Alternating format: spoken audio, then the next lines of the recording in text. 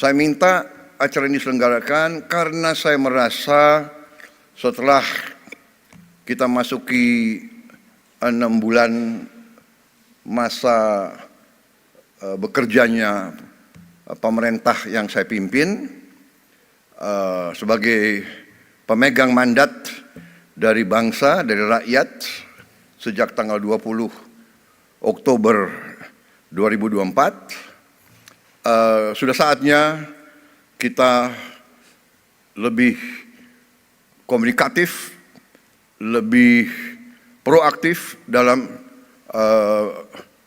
memberi keterangan tentang keadaan yang berlaku.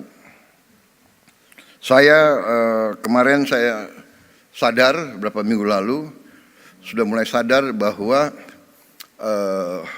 komunikasi dari pemerintah yang saya pimpin memang agak kurang, dan itu adalah tanggung jawab saya, dan saya ingin memberi penjelasan kenapa. Karena saya menganut filosofi evidence-based performance. Jadi saya enggan bicara tanpa bukti nyata. Itu sifat saya. Jadi saya harus selalu dinilai, saya minta selalu dinilai oleh hasil yang saya lakukan, prestasi yang saya lakukan. Demikian yang saya minta dari rekan-rekan saya yang dekat. Saya hanya lihat mereka dari pengabdian mereka, dari prestasi mereka, dari energi mereka, dari niat mereka. Saya benar-benar tidak pernah nanya, apakah waktu saya seleksi menteri-menteri ini, apa saya tanya, Anda partai mana, Anda orang tuanya siapa? Kan saya tidak. Suku Anda siapa? Suku Anda apa? Agamamu Anda? Tidak. Evidence based. Nah, dan saya percaya, saya kira, saya berpendapat sebenarnya rakyat pun akan menilai dengan hasil. Ya, saya memang sering diejek karena saya juga membuka kesempatan untuk diejek, ya kan? Kan saya bilang saya nggak suka orang yang hanya omon-omon. Akhirnya omon-omon jadi apa tuh? Jadi populer ya, dipakai di seluruh Indonesia itu. Iya kan?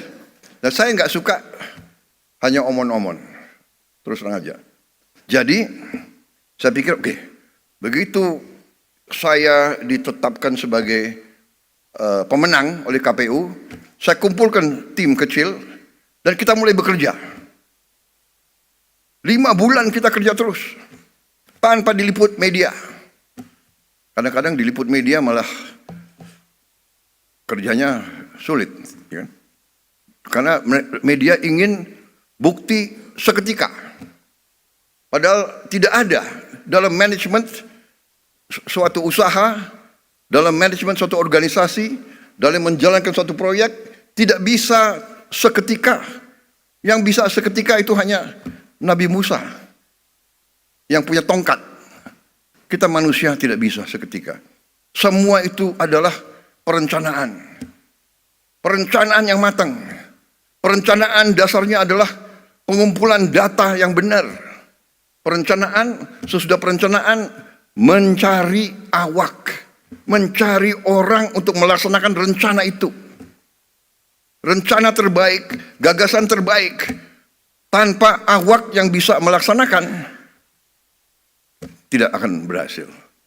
Sesudah itu baru mulai, dan sesudah pelaksanaan baru kita lihat hasil. Ini adalah fenomena hidup. Nggak bisa kita tanam pohon, kita minta buahnya turun lusa. Tidak mungkin. Ini melawan hukum alam.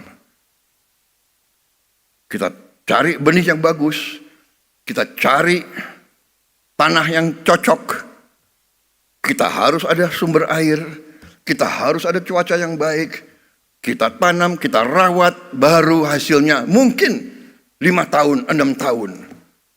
Ya kan? Pohon kelapa sawit yang sekarang menjadi bisa dikatakan miracle crop. Saya kemana-mana semua nanya, semua minta kelapa sawit dari Indonesia, kelapa sawit dari Indonesia. Kelapa sawit itu 5 tahun baru produktif. Iya kan? 5 tahun, 6 tahun. Jadi dibutuhkan perencanaan, pemilihan personalia, pelaksanaan yang benar, dan keteguhan, ketabahan, dan kesabaran. Jadi saudara-saudara, waktu kita ambil alih pemerintahan, kita bekerja keras karena kita persiapannya sudah baik, dan kita sudah punya strategi, kita sudah punya keyakinan apa yang harus kita lakukan.